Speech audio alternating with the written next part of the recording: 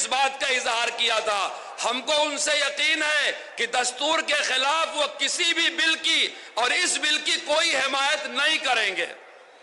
میں بڑی ذمہ داری کے ساتھ یہ بھی اعلان کرتا ہوں کہ جمعیت علماء کسی سیاسی پارٹی کی طرح سیاسی نفع نقصان کی بات نہیں کرتی۔ وقف اللہ کی ملکیت ہے۔ ہمارے دستور نے ہندو، مسلم، سکھ، عیسائی ہر طرح کے اوقاف کے تحفظ کی گارنٹی دے رکھا ہے۔ وہ وقف، وہ دان ایشور کے نام پر، اللہ کے نام پر، گاڈ کے نام پر، بھگوان کے نام پر، پرماتما کے نام پر کیا جاتا ہے۔ وہ حق ہے یتیم کا، غریب کا، بیوہ کا، انسان کی ملکیت سے نکل کے وہ اللہ کی ملکیت میں چلا جاتا ہے۔ دلی کی، مرکز کی فرقہ پرست حکومت خدا کی ملکیت میں دخل دے رہی ہے۔ ہم کہتے ہیں بچو، اللہ سے لڑنے سے بچو، گاڈ سے لڑنے سے بچو، ایشور سے لڑنے سے بچو۔ ہم قطعاً یہ وعدہ نہیں کرتے کہ اگر آپ نے امنڈمنٹ 2024 وقف بل میں سپورٹ کر دیا تو ہم آپ کی مخالفت کریں گے۔ ہم بالکل یہ نہیں کہتے۔ ہم یہ بھی نہیں کہتے اگر آپ نے حمایت واپس لے لیا اور بل کو رد کرنے میں ہمارا ساتھ دیا تو ہم آپ کا ساتھ دیں گے۔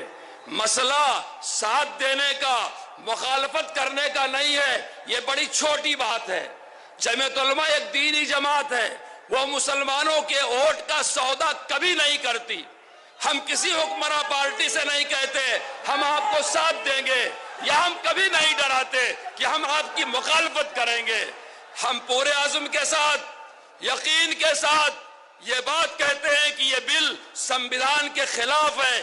جو چیز سنویدھان کے خلاف ہے آپ کو اس کی مخالفت کرنا چاہیے، اسے مسترد کرنا چاہیے، اسے رد کرنا چاہیے۔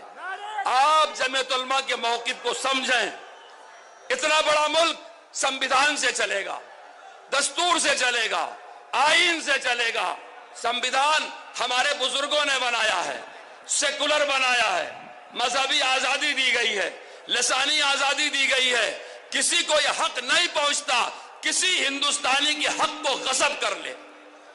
کوئی زمانہ رہا ہوگا اس ملک میں اکبر بادشاہ تھا، کوئی زمانہ رہا ہوگا شاہجہاں بادشاہ تھا، کوئی زمانہ رہا ہوگا کوئی بادشاہ رہا ہوگا، کوئی نواب رہا ہوگا، کوئی آقا رہا ہوگا، کوئی راجہ رہا ہوگا۔ آج سنویدھان نے ہر ہندوستانی کو بادشاہ بنا دیا ہے، راجہ بنا دیا ہے، برابری کا حق دے رکھا ہے۔ ہمارے اوپر کوئی حکمراں نہیں ہے، ہم نے یہ سنویدھان خود اپنے اوپر لاگو کیا ہے۔ ہم ایک آزاد قوم ہیں، ہم کو سنویدھان نے حق دیا ہے۔ اگر اپنے حقوق کو تلف کیے جا رہے ہیں، ہم پبلک مقام پہ اکٹھا ہو کے اپنا احتجاج درج کرائیں گے۔ یہ سنویدھان نے ہم کو حق دیا ہے۔ اگر سنویدھان بنوانا یہ جمعیت علماء کا کام ہے تو اس کو بچانا بھی جمعیت علماء کا کام ہے۔ جمعیت علماء مولانا ارشد مدنی، مولانا ارشد مدنی، آپ قدم بڑھاؤ، آپ قدم بڑھاؤ۔ جمعیت علماء قوم یکجہتی، تحفظ آئین، تحفظ آئین۔ جمعیت علماء ایک مرتبہ اپنے جھنڈوں کو لہرا دو۔ نعرہ تکبیر، نعرہ تکبیر۔ ہماری آواز حکومت کے ایوانوں کانوں تک پہنچنا چاہیے۔ بیٹھ جاؤ، مجھے اور باتیں کہنی ہیں۔ یہ کوئی سیاسی جلسہ نہیں ہے کہ میں آپ کو جوش دلا رہا ہوں، ایک دینی جلسہ ہے، امیر الہند کی صدارت میں ہو رہا ہے، بڑی تعداد دیندار مسلمانوں کی ہے۔ میں آپ کو بتانا چاہتا ہوں انگریزوں کے زمانے میں کسی کی جرات نہیں تھی کہ وہ ملک کی آزادی کی بات کرے۔ یہ ملک ہمارے بزرگوں نے آزاد کرایا، اس کو ہم نے سیکولر بنایا۔ آج سیکولرزم کو خطرہ ہے، آئین کو خطرہ ہے۔ کس سے خطرہ ہے؟ حکمراں پارٹیوں سے خطرہ ہے۔ کس سے خطرہ ہے؟ ہائی کورٹ کے جج سے خطرہ ہے۔ کس سے خطرہ ہے؟ وردی پہننے والوں سے خطرہ ہے۔ کس سے خطرہ ہے؟ بھگوا رنگ والوں سے خطرہ ہے۔ یہ میں نہیں کہہ رہا ہوں، میرے دیش کا سپریم کورٹ کہہ رہا ہے، بلڈوزر کے فیصلے میں کہہ رہا ہے، موب لنچنگ کے فیصلے میں کہہ رہا ہے، لڑکیوں کے ساتھ تحفظ آئین، تحفظ آئین۔ صدر جمعیت علماء مجلس اسلامیہ میری بات نعرے سننے دو۔ تکبیر نعرے تکبیر. بیٹھ جاؤ. میں سچائی بیان کر رہا ہوں. سچائی کو ماننا پڑتا ہے، اس کا جواب نہیں ہوتا.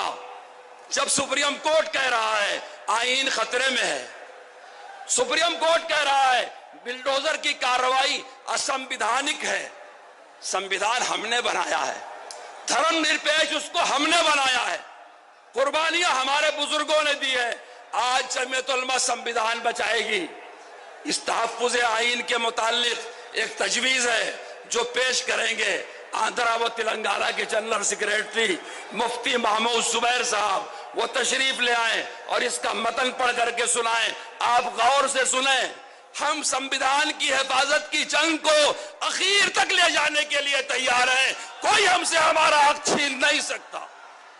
ایک وقف امنڈمنٹ کا مسئلہ نہیں ہے. ہم سمویدھان کے ایک ایک پکتی کی حفاظت کریں گے، اس کے خلاف کسی کو نہیں کرنے دیں گے.